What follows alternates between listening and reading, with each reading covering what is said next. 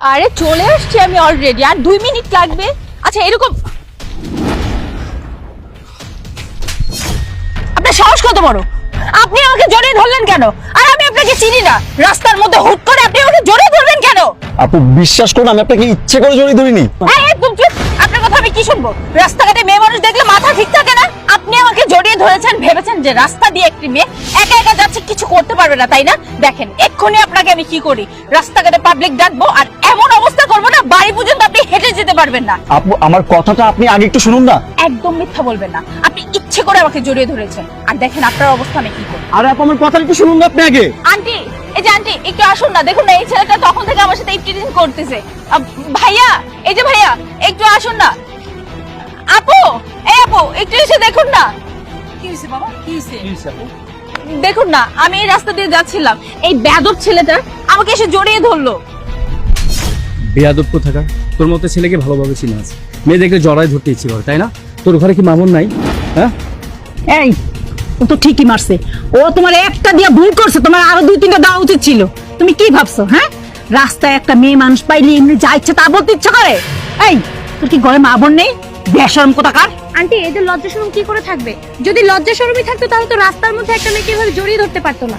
আর তার চেয়ে বড় কথা, এদের তো মা বোন বলতে কেউই নেই। যদি মা বোন থাকতো তাহলে মেয়েদেরকে অ্যাটলিস্ট সম্মান করতে জানতো। আর এইসব ছেলেদের জন্যই তো মেয়েরা রাস্তাঘাটে সেফ না। এইভাবে কথা বলে কোনো লাভ হবে না, এদের তো লজ্জা শরম বলতে কিচ্ছু নেই। পুলিশকে কল দিতে হবে, আমি এক্ষুনি পুলিশকে কল দিই। হ্যাঁ ঠিকই আছে আপু, পুলিশকে ফোন দেন। বাস অনেক হয়েছে, আপনি আমার কথাটা একটু শুনুন না আগে। আপনারা যে যার মতো এসে আমার গায়ে হাত তুললেন, যা মন চায় তাই করলেন, এতক্ষণ আমাকে অপমান করলেন, আমাকে কথা বলার সুযোগই তো আপনারা দিচ্ছেন না। আরে বাবা অ্যাটলিস্ট আমার কথাটাকে শুনবেন, তারপর জাজ করবেন। কি কথা বলবি? কি কথা তাই না? এটা কি দেখুন।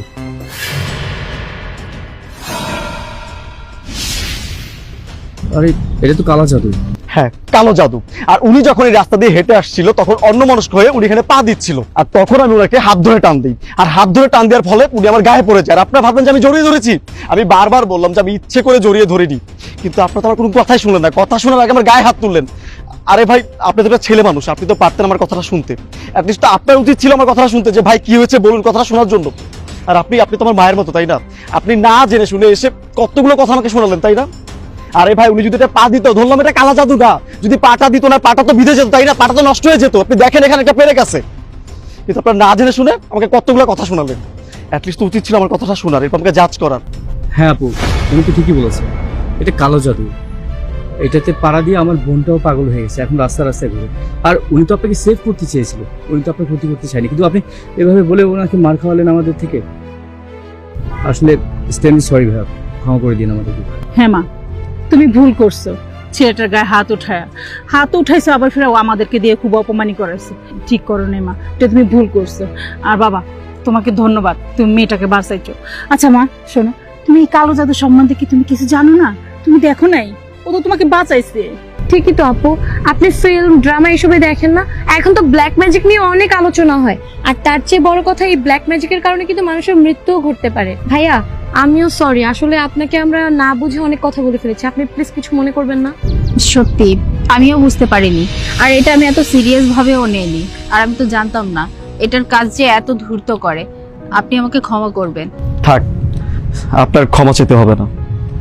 আজকে যদি আপনি আমার কথা না শুনে আমাকে পুলিশে দিতেন, আমি শুধু চিন্তা করতেছি যে আমার অবস্থাটা কি হতো, আমার লাইফটা কি হতো, আবার পুরো ফিউচারটাই নষ্ট হয়ে যেত।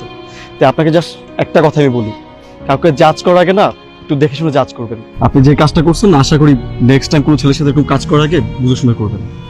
ভালো থাকবেন। যাও মা, আমরা যাই।